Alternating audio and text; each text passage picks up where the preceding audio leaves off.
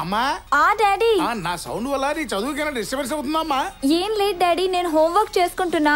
చేసుకోమ్మా. ఇంతకీ అమ్మ ఏం చేస్తుందిరా? సాయిబాబా పారాయణం చేస్తుంది డాడీ. నేను ఫోన్ చేస్తాను, త్వరగా వచ్చే. ఇది బయటికి రాకుండా గొడ్లు బెటరు.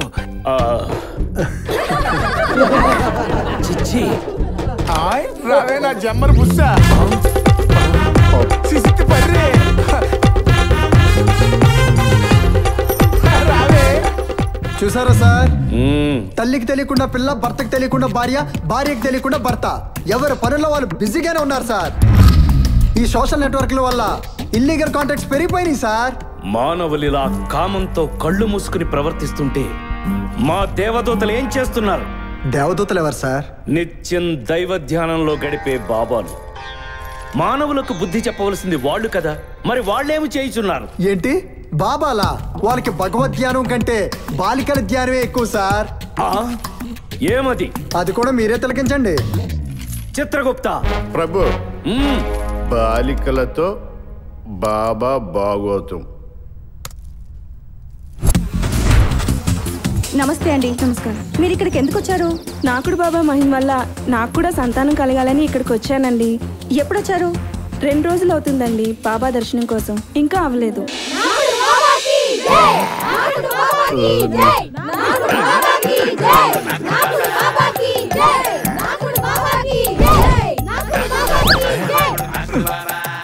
స్వామి మాట్లాడుకో. స్వామీజీ జ్ఞాననేత్రం తెరుస్తారు. ఆయన తెరిస్తే పిల్లలు పుడతారా అండి? బేషుగ్గా.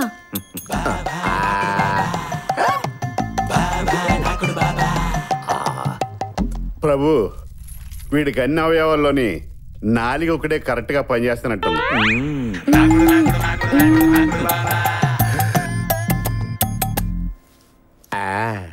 స్వామి, పెళ్ళై 5 సంవత్సరాలు అయింది, పిల్లలు పుట్టలేదు. కనుక మీరే ఎలాగైనా పిల్లలు పుట్టేటట్టు చేయండి స్వామి. మీ శ్రీవారు పని నుంచి ఇంటికి వచ్చినప్పటికి ఏ వేళగును? డ్యూటీ నుంచి తెల్లవారుజామున 3 గంటలకు వస్తాడు స్వామి. 3 మరి 3 ఉండును మా గురించి. స్వామీజీ ఏం చేసినా నీకు పిల్లలు పుట్టడానికే తప్ప వేరే ఉద్దేశం లేదు. సకల సమస్త ప్రాణులను పుట్టించిన పోరంబోకు.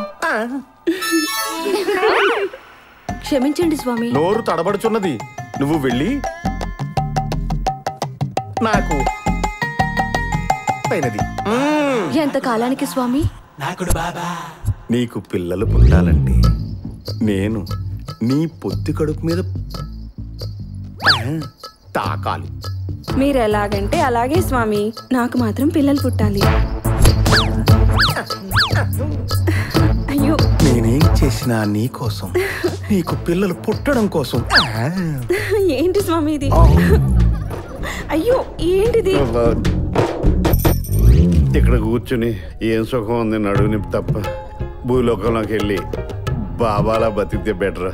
నాకుడు బాబా, నీవు ఇక్కడికి రాకపోతావా? నీ చేత నేను నాకించకపోతాను. నువ్వు తాకితే పిల్లలు పుడతారా? చూసారు కదండి, ఇలాంటి దొంగ బాబాలు ఉన్నంత కాలం మనం ఇలా మోసపోతూనే ఉంటాం. చూడండి, ఇప్పటికైనా దొంగ స్వామీజీలు ఎవరో మంచి స్వామీజీలు ఎవరో గుర్తించండి. వాడు నాకితే పుడతాడు, వీడు తాకితే పుడతాడు అని మీరు నమ్మినంత కాలం మీకు మిగిలేది బూడిదే. G24 గంటలు స్వప్న.